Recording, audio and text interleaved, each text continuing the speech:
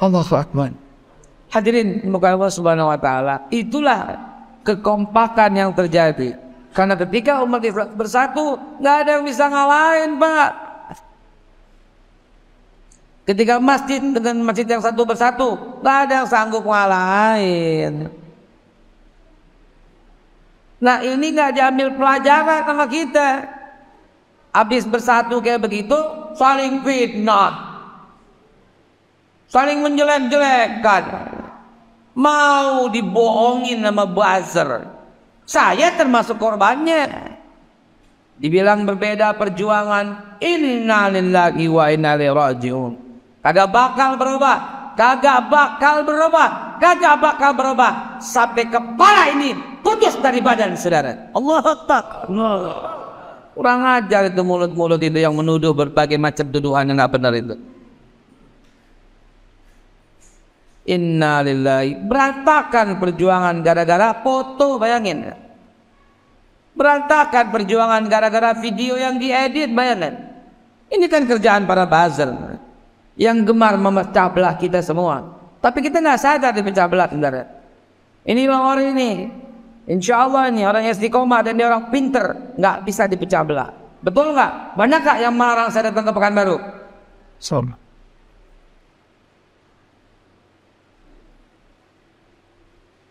Terlalu fitnah itu, saudara. Terlalu. 1000 masjid yang saya kunjungi dari Aceh sampai Papua untuk merekatkan itu kembali. Merekatkan itu kembali agar umat Islam berjaya kembali dan menjadi tuan rumah di negerinya sendiri, saudara. Kalau nggak direkatkan lagi, ini nggak bisa, berantakan, saudara, perjuangan. Tapi memang dasar yang namanya syaitan menyusupkan ke dalam hati-hati dengki yang membuat kita tidak bisa lagi berjalan seiring sejalan. Nggak boleh, saudara. Kita mesti bersatu, mesti bersatu, mesti kompak, mesti tabayun, mesti menjelaskan, mesti mengerti, mesti paham yang namanya strategi itu apa, yang namanya perjuangan itu apa, yang namanya taktik itu apa, yang namanya politik itu apa. Yang namanya itu penting kita ketahui, saudara. Rasulullah pun mengajarkan demikian. Kapan dakwah diam-diam, kapan dakwah terang-terangan, kapan dakwah sebagai penyusup. Begitu dong. Sahabat Nabi ada yang diutus untuk menyusup, untuk melihat situasi dari dalam, sehingga bisa mendobrak pertahanan lawan. Seperti kita mau menang dalam pertandingan sepak bola, ada yang jadi kiper, ada yang jadi penyerang, ada yang jadi bek kanan, ada yang jadi kiri luar, ada yang jadi pendobrak, ada yang masuk ke tempat musuh untuk memporak-porandakan posisi musuh. Banyak yang begitu. Ini nggak paham, saudara. Nggak paham perjuangan. Ada tuh bagian itu. Ada pasukan cadangan. Ada semua lengkap. Harusnya demikian yang namanya perjuangan, saudara. Itulah pentingnya DKM itu bersatu baik, sehingga nggak memberikan kesempatan bagi yang lain. Saudara, kalau kita nggak bersatu, maka tidak ada lagi yang namanya NKRI, karena akan pecah belah berantakan. Yang merekatkan itu apa? Dari Jumat ke Jumat, saudara. Ini penelitian orang Jerman nih. Cuma saya katanya nggak boleh sebut namanya, karena yang menemani peneliti itu adalah orang yang sekarang masih ada duduk di pemerintahan. Orang Jerman itu menyelidiki kenapa Indonesia ini kuat, padahal di Eropa terdiri dari banyak negara di situ. Padahal bahasanya Inggris kebanyakan, tapi nggak kompak. Mereka nggak dibatasi sama pulau, sama laut, tapi nggak kompak. Ya, tapi Indonesia dari Aceh sampai Papua itu sama, dari London sampai ke Teheran, melewati 70 negara lebih. Kok bisa kayak begini? Begitu kata mereka. Bahasanya ada 630 bahasa. Kok bisa nggak pecah? Sukunya ada 714 suku. Kok nggak pecah? Mereka satu pulaunya kita, 13.700 pulau, kok nggak pecah? Maka orang Jerman ini dia naik kerbau, naik delman dari Aceh, turun ke bawah. Setiap 100 km dia berhenti, dia potong kerbaunya, disedekahkan sama masyarakat desa di situ. Dia beli lagi kerbau, berangkat lagi terus seluruh pulau Sumatera sampai Lampung, disembelih terakhir di ujung. Lalu dia pindah ke ujung pulau, naik lagi tuh kerbau, terus sampai mana? Sampai ujung Lombok, Nusa Tenggara Barat, Nusa Tenggara Timur. Dia nggak ke Kalimantan, nggak ke Sulawesi, nggak ke Papua. Cukup itu mewakili Indo. 70% orang Indonesia ada di situ. Dari Aceh turun ke bawah sampai ke Lombok. Apa kesimpulannya? Ternyata Indonesia itu bersatu bukan karena apa? Bukan karena bahasa, salah satunya iya. Bukan karena suku, bukan karena ras, bukan karena kelompok, bukan karena golongan. Apa? Dari Jumat ke Jumat mereka Jumatan.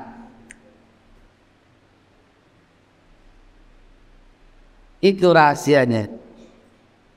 Azan yang dikumandangkan itulah yang membuat Indonesia, Islamnya bersatu padu. Coba, makanya hari Jumat itu adalah hari keramat buat kita. Sayyidul Ayyam, Aidul Masakin, Wahidul Fuqara, itu penyebabnya. Ya, itu akan mengikat persatuan. Kan kita saling mendoakan kan.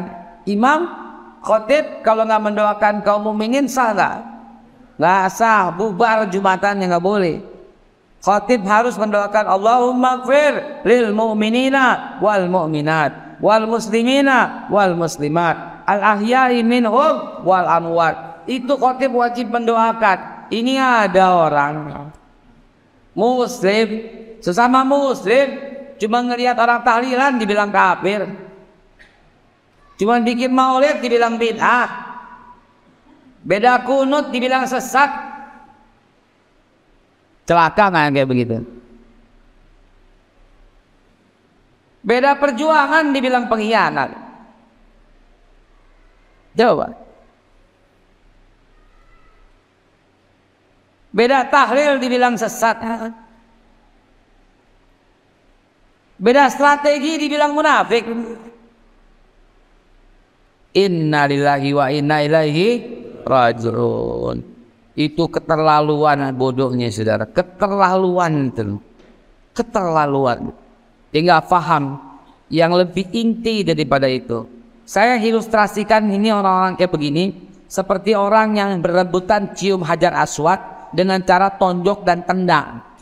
Untuk mendapatkan yang sunnah itu dengan cara sikut, tonjok, tendang. Padahal cuma buat mendapatkan yang sunnah. Bukan saya sepelekan hajar aswad, bukan. Kita memang pengen mencium batu dari surga itu. Dan alhamdulillah saya sudah cium beberapa kali, dan saya rasa sudah cukup mengikuti sunnah Nabi. Saya kasih kesempatan kepada yang lain. Itu ibaratnya begitu, mendapatkan yang sunnah dengan tendang, tonjok, sikat, dorong, itu begitu tuh. Padahal yang lebih inti adalah menjaga orang supaya jangan ada yang tersakiti dengan tangan kita dan mulut kita. Kan begitu orang mukmin. Betul? Itu dia. Ini orang mau menjaga sunnah, tapi dengan cara menghancur leburkan persatuan dan kesatuan. Kemana pikirannya coba? Kemana pikirannya coba? Emang antum kira persatuan? Kalau orang Pekanbaru maunya duduk sama orang Pekanbaru doang? Itu bukan persatuan. Itu saudara di bumi lancap kuning. Bukan persatuan dan kesatuan Islam. Emang antum kira itu persatuan? Kalau orang Padang mau hidup sama orang Padang doang? Itu perkumpulan Pariaman, perkumpulan sederhana. Itu bukan persatuan. Kalau orang Betawi maunya kumpul sama orang Betawi doang, itu persatuan? Bukan, itu forum Betawi Rempung. Kalau FBR. Kalau orang Sunda maunya kumpul sama orang Sunda aja, itu persatuan? Bukan, itu perkumpulan. Apa tuh? Pajajaran. Persatuan itu kalau orang Sunda kumpul sama orang Betawi, ada orang Jawa, ada orang Pekanbaru, ada orang Padang, ada orang Aceh, ada orang Papua. Itu persatuan, terdiri dari orang-orang yang berbeda. Emang untuk kita persatuan. Kalau orang NU maunya kumpul sama orang NU doang, itu perkumpulan Nahdliyin, bukan ukhuwah Islamiyah. Emang kalau orang Muhammadiyah maunya kumpul sama orang Muhammadiyah doang, itu persatuan? Bukan, itu perkumpulan Muhammadiyah. Kalau orang Al-Irsyad maunya bersatu sama orang Al-Irsyad doang, itu persatuan? Itu ukhuwah? Bukan, itu namanya perkumpulan Al-Irsyad Al-Islamiyah. Tapi kalau orang Al-Irsyad sama orang Persis, sama orang Muhammadiyah, sama orang NU kumpul, itulah yang disebut tuh ukhuwah Islami.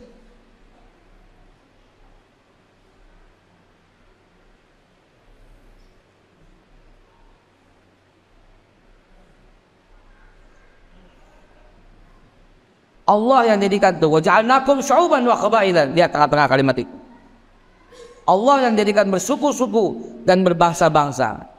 Ente menghina Sunda lo haram, Allah yang jadikan Sunda. Ente bilang Cina lo haram, Allah yang jadikan Cina. Arab lo haram, Allah yang jadikan Arab. Batak lo haram, Allah yang jadikan Batak. Tuh lihat, waja'alnakum syu'uban wa qabailan. Aku, kata Allah, yang menjadikan kalian bersuku-suku dan berbangsa-bangsa. Inilah pentingnya persatuan, saudara. Kalau kita nggak paham kayak begini, wassalam, hilang Indonesia. Hilang. Dulu, ini negara kita nih kayak begini. Saya orang sejarah, Pak ya. Saya orang sejarah ya. Makanya saya keliling untuk menyampaikan ini kepada semua orang. Ini saya orang sejarah, dengar ya. Dulu sebelum perang nih Suriah kayak begini, sampai hancur, lebur berantakan. Itu dulu kayak kita sekarang ini,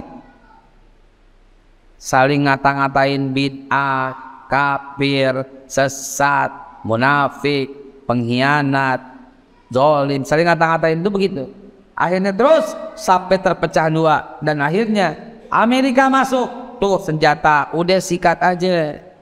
Rusia masuk, nih senjata, sikat aja. Akhirnya mereka berantem. Sini kalimat Allahu Akbar, sana juga Allahu Akbar, sama-sama teriak Allahu Akbar, sama-sama main bunuh-bunuhan, saudara. Sebelum perang kayak kita begini sekarang. Tuh Libya, sebuah negara yang sangat indah, kaya, makmur, hebat. Mereka berhasil dihasut oleh Amerika untuk menghina presidennya sendiri, yaitu Muammar Gaddafi. Dikasih modal untuk berontak, akhirnya dia berontak kepada Gaddafi, masuk Amerika. Habis tuh lihat Libya kayak apa sekarang, miskin, marat. Lihat Irak, negeri yang hebat, punya presiden yang luar biasa. Nggak ada orang lebih hebat dan lebih berani di zamannya dibanding dengan Presiden Saddam Hussein. Difitnah dengan punya senjata massal, sampai sekarang nggak ada. Difitnah dengan pembunuhan massal suku Kurdi, nggak ada. Diojok-ojokin kok, dikasih gaji, diduitin sama Amerika supaya menghina presidennya. Akhirnya mau menghina, kasih senjata, berontak, masuk Amerika, invasi ke Irak, habis tuh sekarang. Begitu juga Lebanon, begitu juga Suriah, begitu juga Afghanistan, begitu juga yang lain, nggak usah disebutin udah malam. Nah kita ini begitu, kita ini begitu, kita ini hampir begitu. Makanya saya keliling dari Aceh sampai Papua, berharap memberikan sedikit kontribusi demi persatuan dan kesatuan bangsa kita. Takbir. Itu yang saya keliling. Yang cegah banyak, yang fitnah bejibun. Tapi biarlah, saya punya prinsip, dimanapun, kapanpun, siapapun, tetap dakwah, apapun kata orang, saudara, apapun resikonya. Mau difitnah, biarin. Mau dibilang munafik, biarin. Mau dibilang dua kaki, biarin. Mau dibilang pengkhianat, biarin. Mau dibilang keluar dari perjuangan, biarin. Mau dibilang lelah, biarin. Tetap tidak akan pernah lelah sampai kepala ini pisah dari badan, saudara. Lanjutkan perjuangan, saudara. Tetap terus terobos semua. Saya kejar pintu-pintu orang itu. Saya masuk dalam ruang-ruang rapat mereka. Saya datangin rumah-rumah mereka semua. Yang didatengin minta foto, yang digedor minta foto, yang habis dinasehatin minta foto. Habis itu disebar sama mereka di sosial media. Larinya pinta lagi itu kan, udah termasuk bagian itu. Inna lillahi wa inna ilaihi raji'un. Wa kafa billahi syahida. Cukuplah bagiku Allah sebagai saksi. Begitu saudara. Jangan sampai kita hilang. Dulu di atas kita ada kerajaan yang sangat besar dan hebat. Namanya kerajaan Islam Tamasek. Habis sekarang tinggal Singapura. Orang Islamnya kemana? Nggak ada. Di atas Singapura ada kerajaan Islam Mindanao. Luar biasa. Kedatangan Raja Philip semuanya dikafirin. Habis orang Islam yang tinggal secuil. Sisanya apa tuh? Filipina. Mindanao-nya habis hilang. Di sebelah barat dari Mindanao ada kerajaan Islam yang sangat hebat dan masyhur. Nama kerajaan Islamnya kerajaan Islam Darul Ma'arij. Mana sekarang? Habis disikat oleh Laos. Sekarang Laos yang punya. Hati-hati saudara. Ya. Sedikit ke timur ada kerajaan Islam Rohingya dan Rohaya. Sahabat Nabi pernah singgah di sana. Habis dibunuhin semua. Sama siapa ya sekarang? Myanmar yang bunuh Rohingya. Hati-hati saudara. Hati-hati. Sedikit ke barat ada kerajaan Islam yang sangat masyhur. Namanya kerajaan Islam Patani Patayan Narasiwa. Sekarang apa? Habis semua. Thailand sekarang di sana. Jangan sampai Indonesia yang hebat ini seperti begitu. Habis tinggal negara Sumatera Barat. Habis tinggal negara Borneo. Habis tinggal negara Celebes Sulawesi. Habis tinggal negara East Timur yaitu Papua. Habis tinggal negara Bali. Dan Indonesia habis tinggal negara Jawa. Dan 6 negara yang saya sebutkan itu tahun 2030 kata Profesor Dr. Jeffrey Winter akan terjadi 6 negara bagian itu. Na'udzubillah semua na'udzubillah. Semoga usaha kecil ini berarti untuk jangan sampai NKRI merobak, jangan sampai NKRI pecah. Tetap insya Allah rahmatan lil alamin Indonesia NKRI ini tetap menjadi baldatun thayyibatun warabun ghafur. Damidin musmusa wa qadilawatil Qur'an pancaragilahi baldatun thayyibatun warabun ghafur. Pasti terlaksana. Luar biasa ya. Baik, ada jam 9:01. Ada pertanyaan? Enggak ada. Alhamdulillahirabbil alamin. Bukan cuma itu saudara. Itu bagian pertama. Bagian kedua yang kami sampaikan sangat miris. 67% orang Islam Indonesia buta huruf Al-Quran. Jadi kedatangan kami juga dalam rangka membagi Al-Quran, menginformasikan Al-Quran, dan menyampaikan kehebatan Al-Quran. Dan saya bukan omong doang, bukan omdo. Ini Al-Quran ini. Ini Al-Quran ini kami yang buat. Kami yang buat sendiri Al-Quran ini. Setelah kami buat selama 9 bulan, kami daftarkan ke Departemen Agama, ke MUI. Bahkan saya berangkat ke Madinah dengan membawa Quran ini, presentasi di percetakan Madinah. Kenapa sebegitu pentingnya? Ya, dia mendapat pengakuan dunia internasional dan lokal. Dan alhamdulillah dapat museum rekor muri sebagai Al-Quran yang satu-satunya di dunia. Ini yang kami buat supaya orang demen dengan baca Al-Quran, tapi jangan dari handphone, tetap Qurannya. Nah, ini yang kami ciptakan.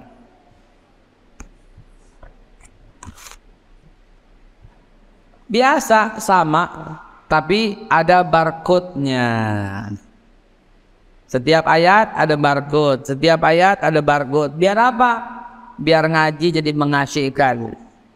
Misalnya antum lagi baca Ya ayyuhalladzina amanu kutiba alaikumusiyam kama kutiba alal ladzina min qablikum la'allakum tattaqun. Apa artinya ya? Lihat di handphone artinya. Klik keluar. Oh, artinya ini.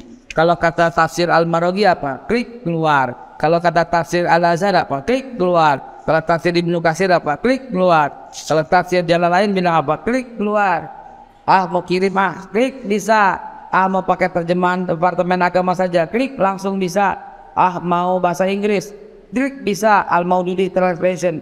Mau dengarkan suara bacaannya, klik bisa. Itulah yang kami ciptakan.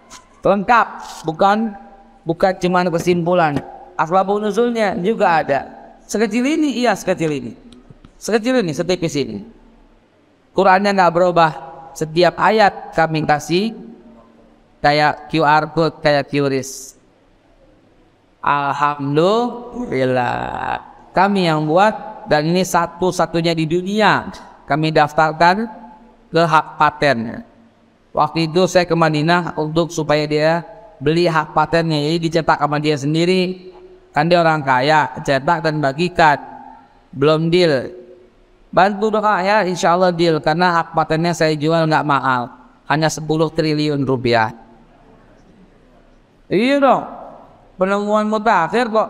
Kita udah daftarkan patennya internasional, Amerika dan Inggris. Jadi kalau ada yang buat ini kami tuntut gitu. Nah, kita jual nggak mahal, cuma 10 triliun. Supaya orang Saudi mau beli, kan dia kaya. Ya, nanti kalau dia turunin ya 5 deh, jadi deh gitu kan ya. 5 triliun untuk Quran di seluruh Indonesia. Ya, Aceh sampai Papua akan kita bagikan kalau itu terjadi. Mohon doa aja semua ya. Ya, dan kami bawa itu di luar, kami bawa ya untuk jamaah yang ingin memiliki Quran ini di luar ada. Ya, wallahu alam, wallahu muwaffiq ila aqwamit thoriq. Billahi taufiq wal hidayah. Wallahu minkum. Wassalamualaikum warahmatullahi wabarakatuh. Sallallahu rabbuna ala